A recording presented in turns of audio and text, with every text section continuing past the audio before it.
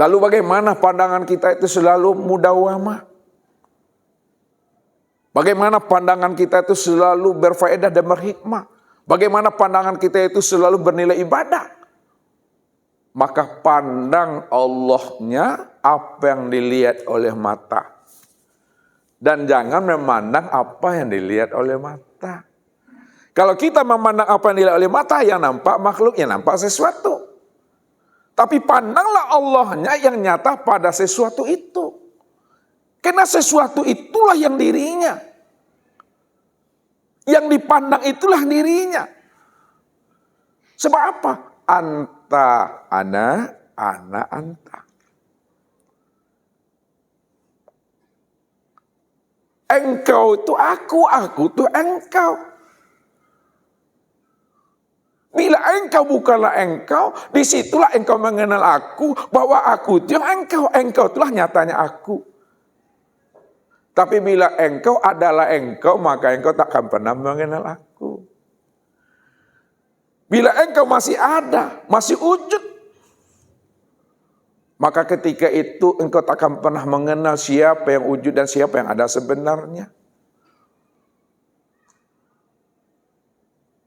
Inilah rahasia yang Nabi katakan itu. Innakum lan tara rabbakum hatta tamutu.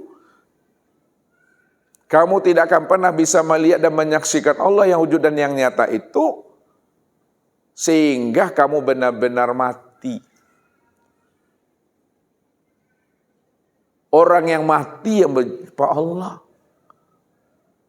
Makanya orang yang mati itu diberi gelar dengan sebutan apa?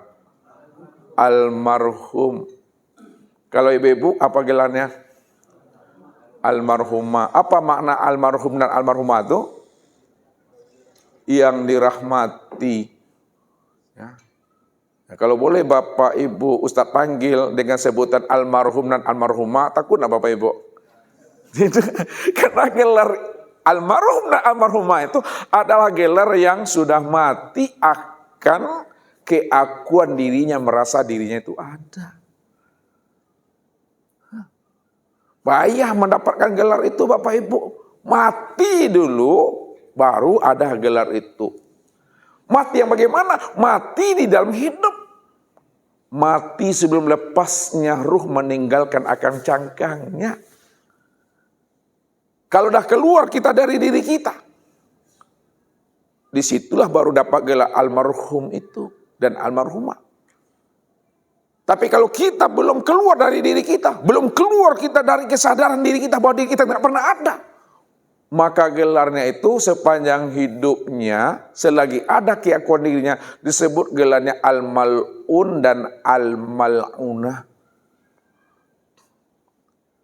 Jadi jangan merasa wujud, jangan merasa bersifat. Biarlah Allah yang wujud dan biarlah Allah yang bersifat. Selamat hidup kita itu dunia wal akhirat tuh. Maka ketika itu Bapak Ibu udah berjumpa Allah tuh. Jadi berjumpa Allah tuh di mana Bapak Ibu? Di dunia. Kalau hari ini berjumpa Allahnya di mana? Di sini. Di sini jumpa Allahnya. Pergi ke Makkah tak jumpa Allah. Pulang dari Makkah ngumpul sini baru jumpa Allah tuh.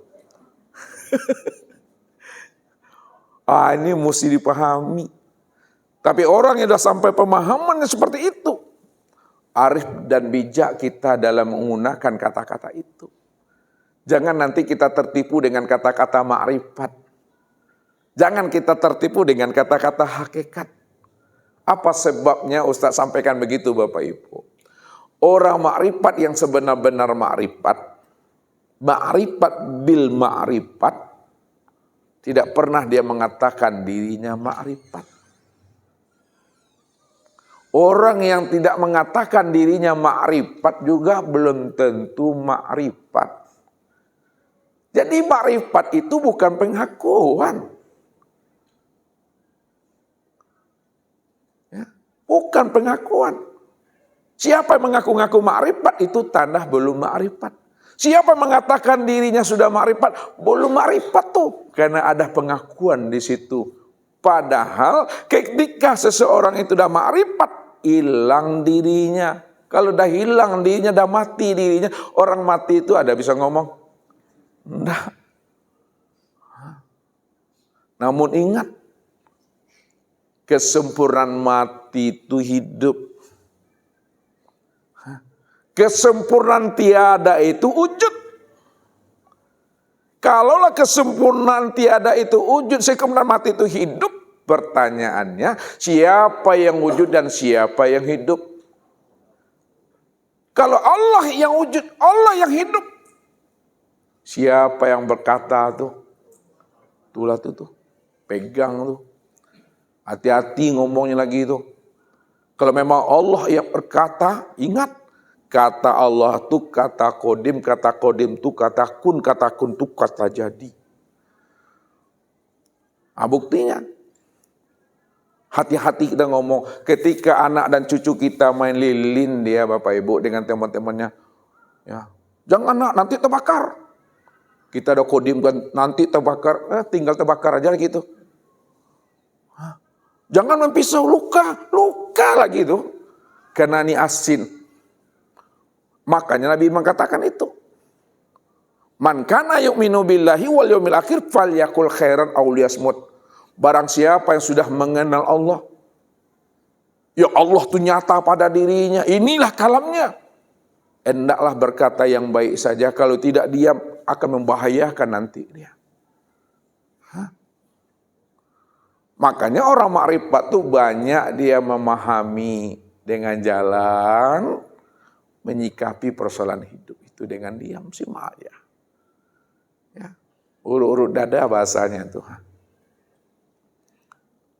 Nah, ini mesti dipahami. Maka pagi ini Bapak Ibu ya, Ustaz akan hantarkan pemahamannya. Sebenarnya pemahamannya sudah sampai. Udah khatam Bapak Ibu nih ya.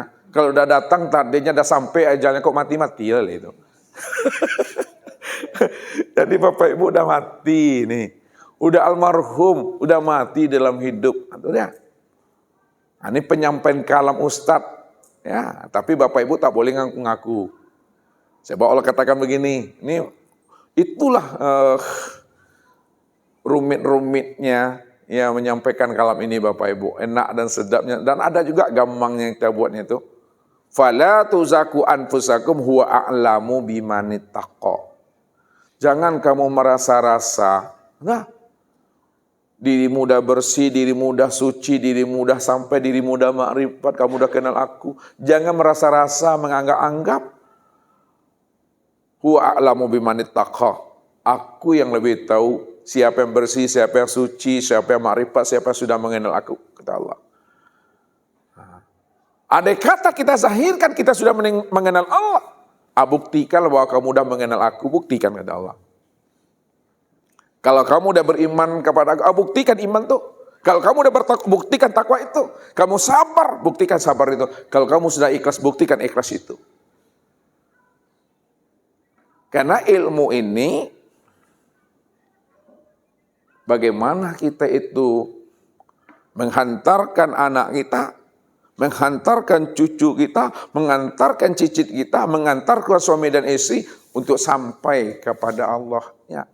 Makanya Ustaz selalu katakan kepada bapak ini, tugas bapak-bapak, tugas suami itu bukan hanya memberikan makan, minum, rumah, mobil, memberikan pendidikan kepada anak. Tugas kita yang terberat, bagaimana kita mampu menghantarkan istri, anak, cucu, menantu sampai dia kepada Allah. Itu tugas kita tuh. Itulah tugas dan profesi para nabi dan para rasul. Makanya dikatakan nabi. As-sayhu fi ahlihi kan nabi fil ummati. Peranan ayah, peranan orang tua terhadap keluarganya sama persis seperti peranan Nabi dan Rasul terhadap umatnya.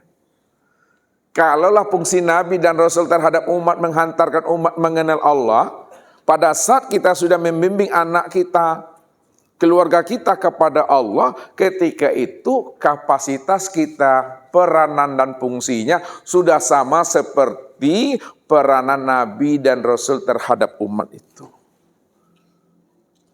Situlah tugas yang kita itu, ta'muruna bil ma'ruf wa tanhauna 'anil munkar. Jangan terbalik, setelah mengenal Allah ditinggalkan sholat. Setelah mengenal Allah ditinggalkan puasa. Ya gagal paham tuh. Ya. Kena kesempurnaan syariat pada Rasulullah. Kesempurnaan tarekat pada Rasulullah. Kesempurnaan hakikat pada Rasulullah. Kesempurnaan ma'rifat pada Rasulullah. Jadi jangan dimatikan syariat, jangan dibunuh syariat. Nabi tetap bersyariat, Nabi tetap bertarekat, Nabi tetap berhakikat, Nabi tetap bermakrifat, Nabi tetap sholat dan beribadah. Walaupun Nabi bersyariat, bertarekat, berhakikat dan bermakrifat, walaupun Nabi itu tetap sholat dan beribadah, tapi tidak ada lagi keakuan dirinya yang merasa dirinya yang bersyariat, bertarekat, berhakikat dan makrifat. Tidak ada lagi keakuan diri yang merasa dirinya yang sholat dan beribadah itu. Hanya Allah semata-mata. Itulah rahasia Allah itu telah disimpannya, telah dipatrikan ke dalam hatinya. Walaupun dia bersyariat bahasanya, namun dia paham dan mengerti yang bersyariat itu bukan aku. Itulah pesannya Allah. Kif ya Muhammad, ana rabbaka usolli. Berhentilah engkau yang mengatakan engkau yang berdiri, ruku, i'tidal, sujud dalam beribadah itu Muhammad. Akulah Rabbmu. Tidak ada siapa-siapa di situ. Makanya kenalilah Muhammad secara zahir, kenalilah Muhammad secara batin. Kenalilah Muhammad yang majazi, kenalilah Muhammad yang hakiki. Sempurnalah itu kita mengenal Allah. Rupanya Allah dan Muhammad tak pernah bisa diceraikan. Dua nama namun tiada berpisah. Dua nama namun tiada bercerai dia. Kenapa? Wajah alulahu min ibadi juz'an, bahwa Muhammad itu adalah bagian diriku. Muhammad itu wujudku, aku dirinya. Muhammad itu tubuhku, aku ruhnya. Muhammad itu zahir aku batinnya. Aku juga tuh. Di situ rahasianya. Tak boleh kita tertipu dengan kata dan bahasa. Tapi pahamilah makna di balik kata dan bahasa, siapa orang yang sebenar-benarnya. Nah, ketika Bapak Ibu lihat Ustadz di sini berdiri, lalu Ustadz maju ke sini, lalu Ustadz mundur ke sini. Samakah orangnya yang berdiri di belakang, lalu di depan, lalu samping kanan Bapak Ibu? Sama orang. Inilah yang berganti tempat duduk, berganti tempat berdiri saja. Padahal yang berganti tempat berdiri, tempat duduk itu dia juga orangnya. Ketika Ustaz pakai kopiah, pakai sal, nih, pakai batik, pergi ke masjid, assalamualaikum Pak Ustaz. Besok pagi, Ustaz pakai baju PDH, letak pulpen di sini, bawa tas, pakai sepatu. Assalamualaikum Pak Guru. Pulang dari sekolah, pakai kacamata PL, pakai topi, bawa motor, pakai jaket, tegak di simpang. Assalamualaikum Mas Ojek. Besoknya lagi pakai topi pandan, bawa air, bawa nasi dibungkus, bawa cangkul, pakai sendal dan sepatu. Assalamualaikum Pak Tani. Ustadz, guru, Mas Ojek dan petani itu orang yang berbeda atau sama Bapak Ibu? Sama orangnya. Panggilannya itu berbeda sesuai dengan situasi dan kondisinya. Maka kenalilah tajalli Ustadz. Kenali tajalli Ustadz. Maknanya, kalau Bapak Ibu sudah bisa mengenali tajalli Ustadz, yang Ustadz itu yang guru, yang Ustadz itu yang Ustadz, yang Ustadz itu petani, yang Ustadz itu Mas Ojek. Itu makna sebenarnya. Kenalilah tajalli Allah itu. Apapun sebutannya, apapun panggilannya, apapun namanya, dialah satu-satunya. Begitulah kita betul-betul esakan esakanlah Allah itu di dalam af'alnya, esakan Allah itu di dalam asmanya, esakan Allah itu dalam sifatnya, esakan pula Allah itu di dalam zatnya. Maka kuncilah kalam itu dengan mengatakan la maujud illallah.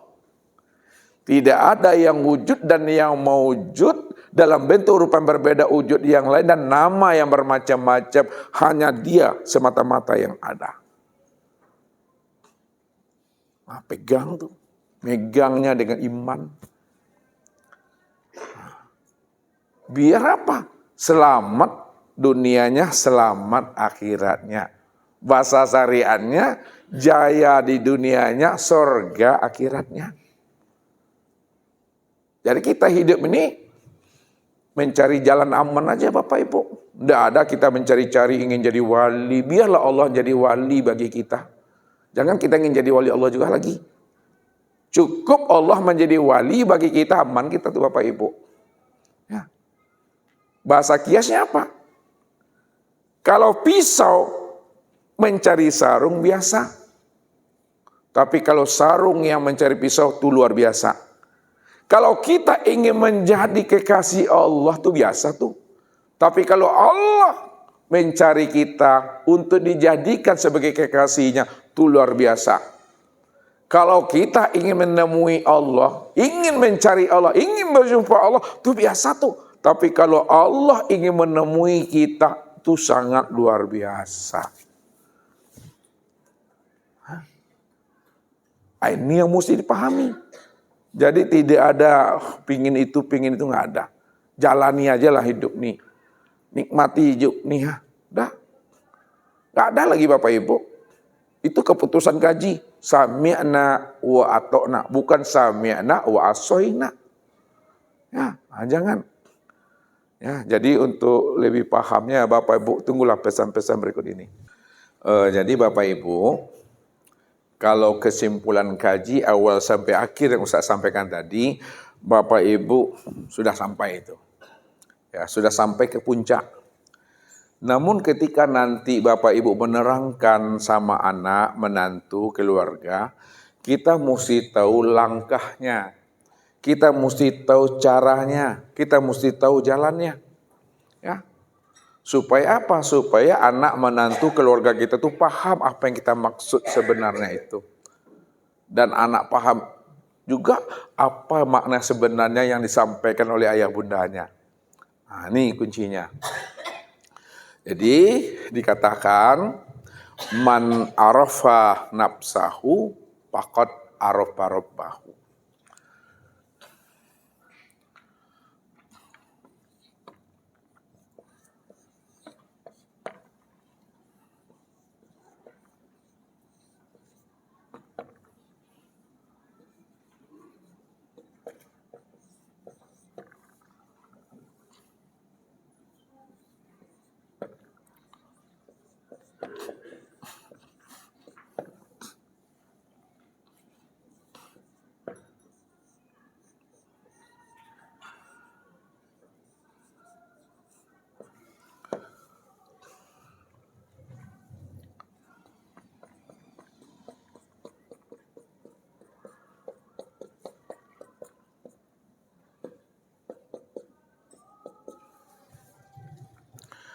Man arafa nafsahu. Barang siapa yang mengenal dirinya, faqad arafa rabbahu. Maka sungguh ia mengenal akan Robnya, Tuhannya. Man arafa rabbahu, siapa yang sudah mengenal akan Robnya, fasadal jasad, maka binasalah dirinya. Nah, kita ambil pemahamannya.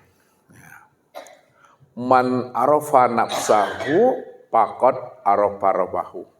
Siapa yang kenal dirinya, maka kenal Tuhannya. Nah, pertanyaannya, yang mesti kita tanyakan, kepada diri ini, ke dalam diri ini, dan mesti kita jawab. Siapa diri ini yang sebenarnya? Tuh. Sebab kalau kita sudah kenal diri, mudah mencari Tuhan. Siapa sudah kenal diri, mudah menjumpai Tuhan. Jadi dalam pemahaman kaji, mengenal dan mencari Tuhan itu adalah ilmu yang sangat mudah. Ilmu yang mendasar tuh. Kan awaludin ma'rifatullah, awal agama kan mengenal Allah. Allah dahulu dikenal, kan mudah. Belum ada perintah yang lain, belum ada kewajiban yang lain, belum ada fardu yang lain. Sebelum itu diperintah dan dipardukan, kenal dirinya lebih dahulu. Allah Ta'ala mudah tuh. Makanya mengenal Allah itu paling mudah. Lalu yang sulit itu yang mana? Yang sulit itu mengenal diri, Bapak Ibu. Karena kita selalu terhijab dengan diri sendiri. Kita selalu terdinding dengan diri sendiri. Ya. Saking dekatnya diri itu pada diri kita. Saking dekatnya rasa itu pada diri kita.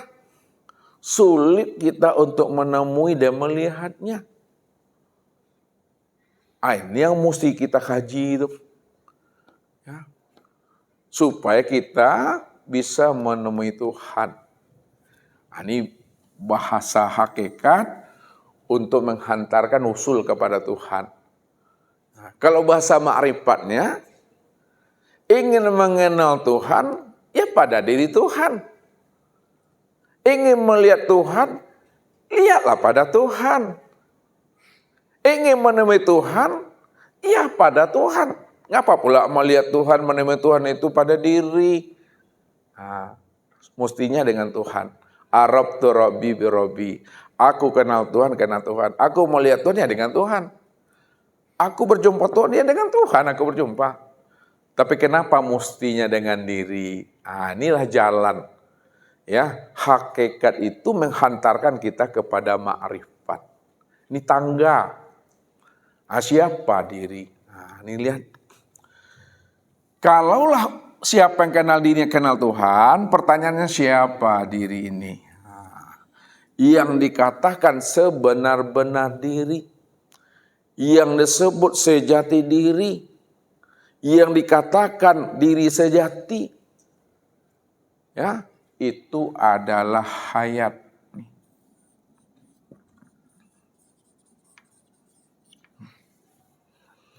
Hayat itulah yang sebenar-benar diri. Hayat apa artinya Bapak Ibu? Hidup. Yang hidup itu yang sebenar diri. Ya. Kadang kita sulit mencari si hayat pada diri. Payah kita mencari yang hidup itu pada diri. Padahal setiap detiknya kita ini bernapas. Tuh, setiap detiknya kita bernapas. Tapi kenapa kita sulit mencari si hayat? Ya. Makanya butuh kita itu namanya pembimbing. Butuh kita namanya mursyid. Butuh kita namanya ulama, pewaris Nabi yang bisa membimbing ruhani kita untuk bisa sampai kepada Allah. Itu hayat. Ini baru sebutan. Karena setiap sebutan nama ada orangnya sudah, ada dirinya. Al-ismu wal musamma wahid. Nama dengan diri yang punya nama itu esa. Disebut spidol, ani orangnya nih, ani dirinya tuh. Disebut mik, ani orangnya, ani dirinya. Disebut papan tulis, ani orangnya wujudnya. Disebut diri, mana orangnya, itu isi hayat. Kalaulah diri itu adalah hayat, hayat juga sebutan nama tuh. Nama tak pernah berpisah dengan orangnya. Mana yang hayat? Lihat. Tilik ke dalam lagi. Itu yang dikatakan baca alam pada diri, baca diri di dalam diri. Diri itu hayat, baca lagi. di dalam hayat tuh, di dalam diri itu. Rupa yang dikatakan hayat itu yang sebut namanya dengan nyawa. Nyawa meliputi sekalian tubuh dan memenuhi sekalian rongga. Itu yang nyawa tuh.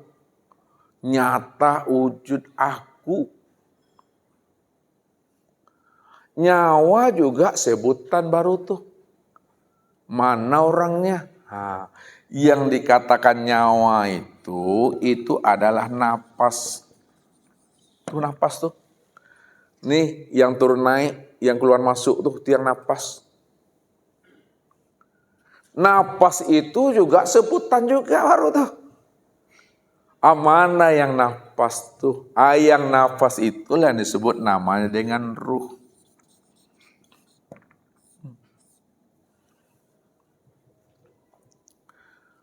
Makanya dikatakan wa yas'alunaka 'anir ruh kulli ruh min amri rabbi wa ma utitu minal ilmi ila qalila. Mereka bertanya kepada engkau hai Muhammad tentang ruh, katakanlah bahwa ruh itu urusan aku. Tidak ada yang aku beri pengetahuan tentang ruh melainkan sedikit. Sedikit itu maknanya sedikit orang yang tahu dan sedikit pula yang diberitahu. Itu terjemahnya namanya Bapak Ibu. Nah, kita masuk ke dalam hakikatnya. Mereka bertanya kepada engkau hai Muhammad tentang ruh, katakanlah hai Muhammad bahwa ruh itu aku itu. Ya, aku. Mana makna aku tuh? Lihat. Nah, kalau ruh itu aku, mana ruh itu yang sebenarnya? Nah, masuk ke dalam lagi. Kita ingin mencari aku itu nanti. Nah, ruh itu yang disebut namanya dengan Nur Muhammad.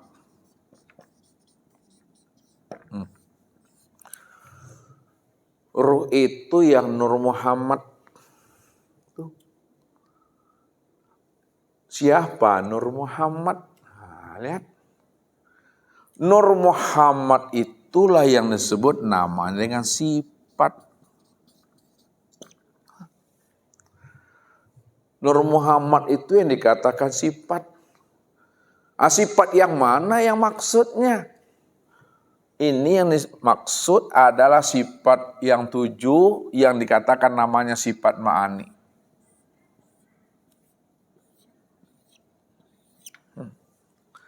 Yaitu sama. 2 basar. 3 kalam. 4 apa? Ilmu. 5 kudrat. 6 iradat. Terakhir hayat. Sama basar kalam, ilmu, kudrat, iradat dan hayat itulah sifat yang bernama Muhammad. Makanya Muhammad itulah yang dikatakan sifat.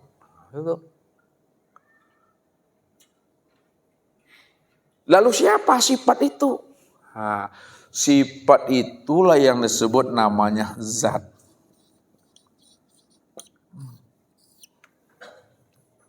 Siapa nama pada zat itu?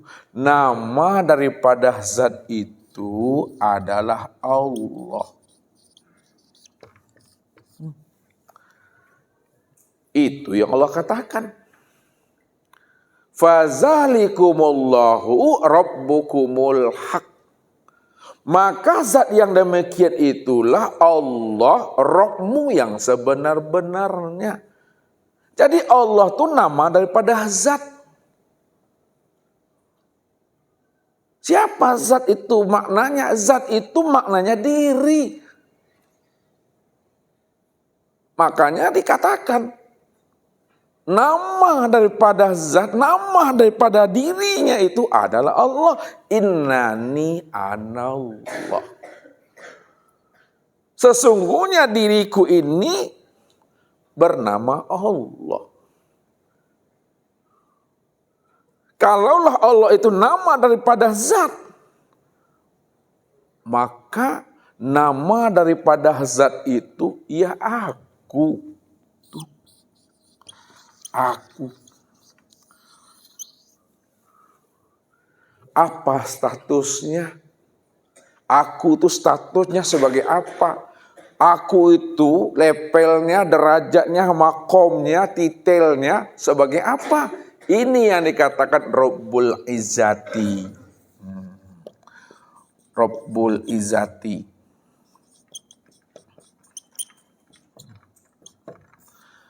Atau sebut dengan Tuhan. Tuhan ini pangkat saja Bapak Ibu. Tuhan itu titel aja, Tuhan itu statusnya. Status daripada aku yang bernama Allah. Maka disitulah Allah menjelaskan, innani anallah la ilaha illa ana. Ini dia. Innani anallah la ilaha illa ana. Sesungguhnya diriku bernama Allah. La ilaha. Tidak ada yang wujud. Tak ada yang nyata. Yang wujud dan yang nyata itu adalah aku semata-mata. Karena dialah yang wujud dan nyata, terang dan sejelas-jelasnya, hanya dia diri yang semata-mata ada, maka disebutlah diri yang semata-mata ada itu, itulah dirinya itu ahad. Ahad. Diri satu-satunya. Tidak ada diri yang lain selain daripada dirinya itu. Sekarang dirinya yang ahad itu yang bernama Allah, yang esa dan tunggal itu, ya, yang disebut dengan kata aku, dia beraku-aku di dalam keakuan dirinya, yang aku yang sebenar-benar aku itu yang bernama Allah tuh, inilah dia Bapak Ibu nih.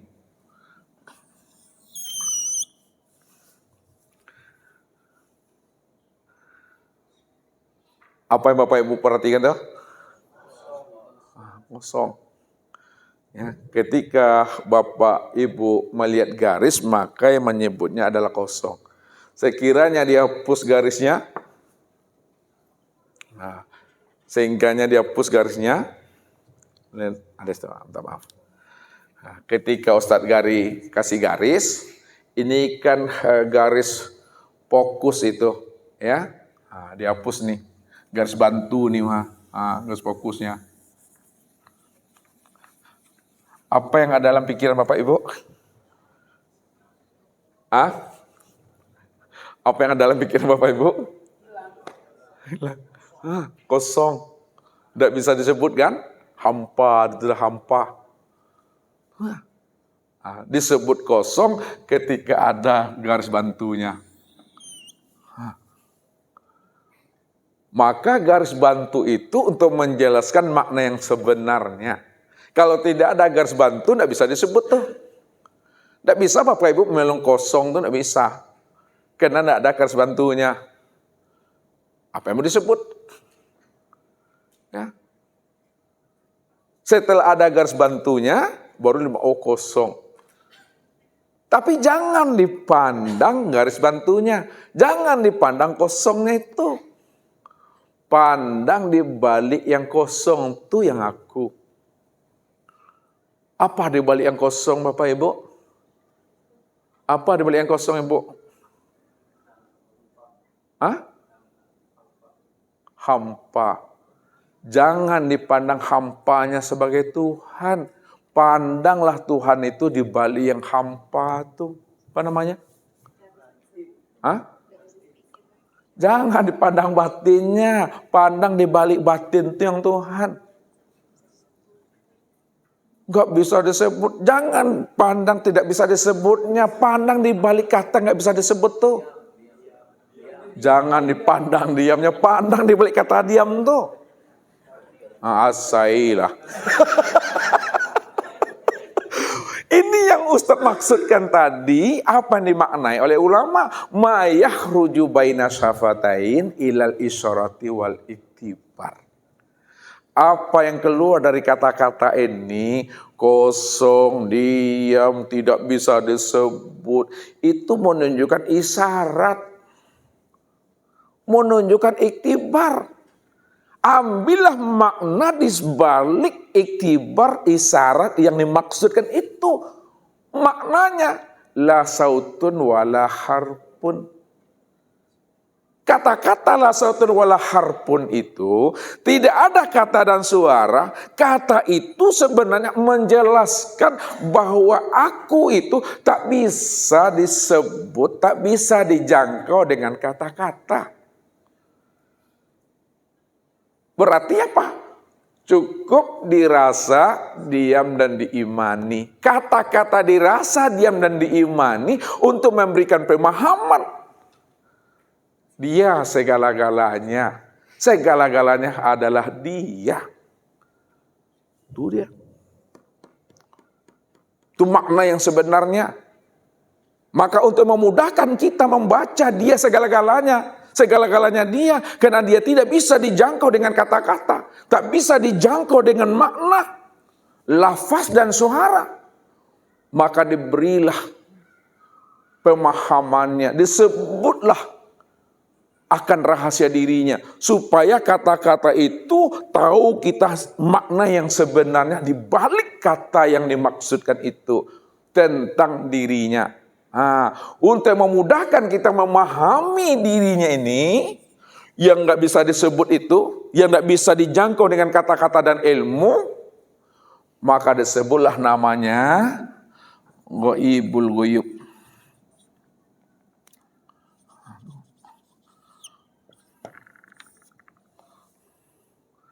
Goib di dalam kegoiban, hampa di dalam ketiadaan.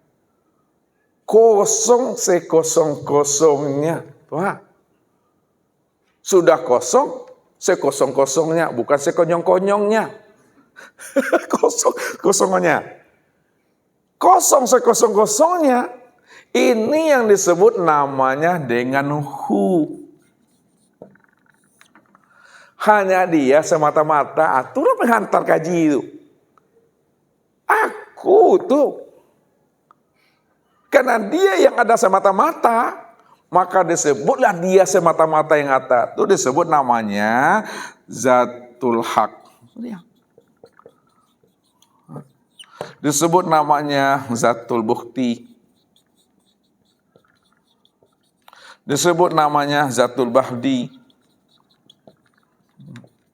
Disebut namanya wujud hakiki.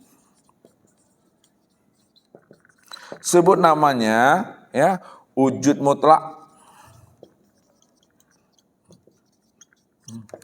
Disebut namanya kuni.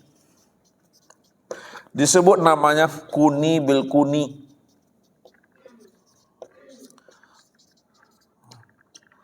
Disebut namanya la ta'yin.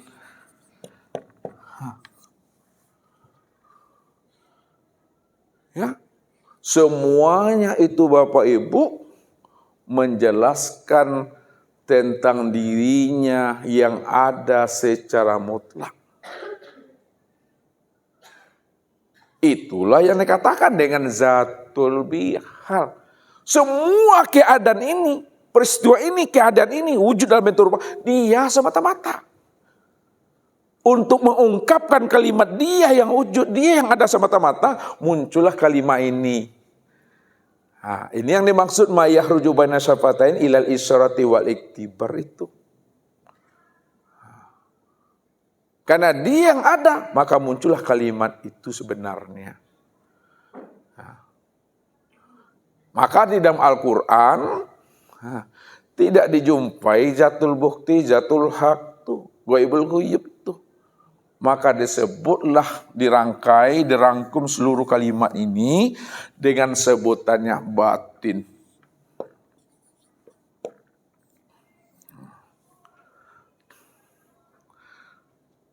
Lalu yang batin ingin dikenal. Yang batin ingin melihat dirinya. Karena yang batin melihat dirinya, yang batin ingin dikenal, maka dia menamai dirinya dengan zohir. Itu dia bahasanya tuh. Yang batin ingin dikenal, yang batin ingin melihat dirinya, dinamai dirinya dengan zohir. Ini bahasa Bapak Ibu, ya. Maka disitulah letaknya. Dialah yang batin, dialah yang zohir. Untuk melihat yang batin, lihatnya kemana? Lihatnya kepada yang zohir. Kalaulah melihat yang batin, lihatnya kepada yang zohir. Siapa zohir ini? Yang zohir ini kenyataan yang batin. Paham maksudnya itu? Yang zohir ini kenyataan yang batin. Kalaulah yang zohir ini kenyataan yang batin, penampakan yang batin, siapa sebenarnya, nah secara makrifat, siapa sebenarnya diri yang zohir ini? Itulah diri yang batin yang sebenar-benarnya. Jadi yang batin itu telah zahir, jangan dicari juga yang batin itu lagi Bapak Ibu. Segala yang zohir, segala yang nyata, segala yang terang, segala yang jelas, segala yang wujud, itulah batin itu yang sebenar-benarnya. Nah, maka zahir itu maknanya nyata, jelas. Apa yang nyata, apa yang jelas? Yang nyata dan yang jelas itu adalah wujud dirinya. Wujud dirinya itu yang nyata dan yang terang jelas itu. Kemana tempat memandang nyatanya wujud dirinya yang jelas itu? Pada sekalian alam. Sekalian alam itulah zohir akan wujud dirinya.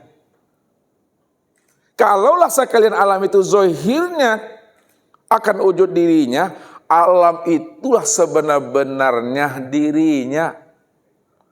Akan tetapi kesempurnaan memandang dirinya pada alam itu disebutlah namanya dengan insan.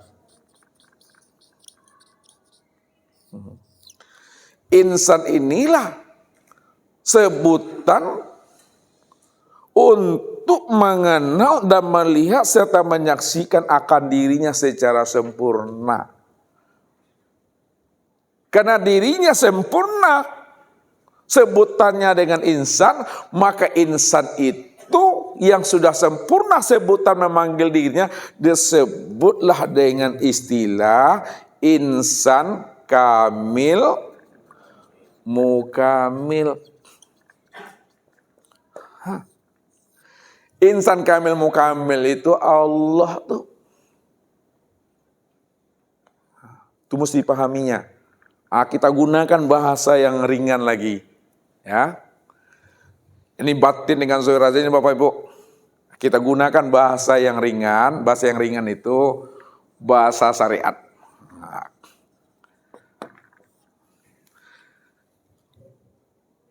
Kalaulah batin itu telah nyata, batin itu telah zohir, dan batin itu betul-betul sudah tampak wujudnya, ya, yang disebut zohir, maka secara bahasa syariat, kalau yang batin itu sudah benar-benar nampak dan nyata wujudnya, ya, yang disebut zohir nih, secara bahasa syariat, yang zohir ini apa sebutannya secara bahasa syariat? Makhluk. Itu dia bahasa makhluk itu. Ya. Apalagi bahasa yang lainnya? Ciptaan. Apalagi? Hamba. Lihat bahasanya lagi. Ini bahasa usah antarkan lagi. Pandangan zohir nampak makhluknya. Pandangan zohir nampak makhluknya. Pandangan batin tampak Allahnya. Oleh karena itu, pandang Allahnya apa yang dilihat oleh mata. Nah, ngerti bahasa satu? Pandangan zohir nampak makhluknya. Pandangan zohir nampak ciptaannya. Pandangan zohir nampak hambanya. Pandangan batin tampak Allahnya. Kenapa pandangan batin tampak Allahnya? Karena yang zohir itu kenyataan daripada Allah. Kalau yang zohir itu kenyataan Allah, maka segala yang zohir itulah wujud dirinya. Ya. Segala yang zohir, segala yang nyata dalam bentuk rupa yang berbeda, nama yang bermacam-macam, itulah kenyataan akan dirinya. Itu itikad. Nah, ini yang zohir ini secara bahasa makhluk ciptaan. Nah, yang kedua, naik lagi setingkat di atas syariat, namanya thariqat. Ini masa-masa pandangan batin aja baru nih. Nah, secara thariqat, yang zohir ini apa sebutannya? Cermin. Nah, ini ya, cermin. Atau mir'atilah. Mir'atilah. Nah. Nah. Yang zohir ini cermin untuk memandang yang batin. Ya. Apakah yang zohir itu yang bercermin? Dan apakah yang zohir itu dikatakan cermin? Secara hakikat, yang dikatakan yang cermin itu dan yang dikatakan yang zohir itu adalah si batin ini yang sebenarnya. Yang batin itu yang zohir, bukan yang zohir itu yang nyata. Ini enggak tajam sedikit. Ya, yang batin itu yang zohir. Ya. Bukan yang zohir itu yang nyata. Yang batin itu yang zohir. Kalau yang batin itu yang zohir, maka yang batin itu yang nyata. Oleh karena itu, segala yang zohir, segala yang nyata, itulah bentuk rupanya yang batin. Maka dikiaskan dalam penyampaian kajinya, Allah itu batin tiada tersembunyi. Allah batin tiada tersembunyi. Kenapa? Karena dia sudah nyata pada segala yang zohir. Segala yang zohir itu, itulah diri yang batin tuh. Maknanya apa? Kalau kain sudah menjadi baju, jangan dicari juga kain itu lagi. Kalau kain sudah menjadi sarung, jangan dicari juga sarung itu lagi. Memandang baju sudah terpandang kain itu. Memandang sarung sudah terpandang kain itu. Itu maknanya. Jangan dicari-cari juga Allah tuh. Karena segala yang zohir, segala yang nyata, segala yang tampak, segala yang jelas, itulah diri yang sebenar-benarnya. Maka orang-orang dahulu selalu mengkiaskan bahasa itu. Allah itu bersembunyi di dalam terang. Apa? Biasanya orang bersembunyi di mana? Di gelap kan? Supaya tak nampak. Tapi Allah supaya tak nampak, berselindung, bersembunyi pada yang terang. Siapa yang paham tentang aku, maka dia banyak senyumnya itu. Karena segala yang terang yang ujungnya itu aku tuh. Bagaimana aku akan menyembunyikan diriku kepada hamba-Ku yang sudah mengenal akan aku. Bagaimanapun aku berganti bentuk dan rupa, dia paham dan mengerti. Karena segala bentuk dan rupa itulah penyamaran diriku, tahu dia tuh. Itu rahasianya tuh. Tuh. Naik lagi bahasanya di atas bahasa thariqat. Yang zohir ini secara bahasa hakikat apa sebutannya? Wujudullah. Itu dia. Selain wujudullah apa lagi? Hakikatullah. Selain hakikatullah? Ainullah. Wujud Allah, hakikat Allah, nyata Allah. Yang zahir ini wujud Allah, yang zahir ini sebenar-benarnya Allah, yang zahir ini sebenar-benarnya nyatanya Allah.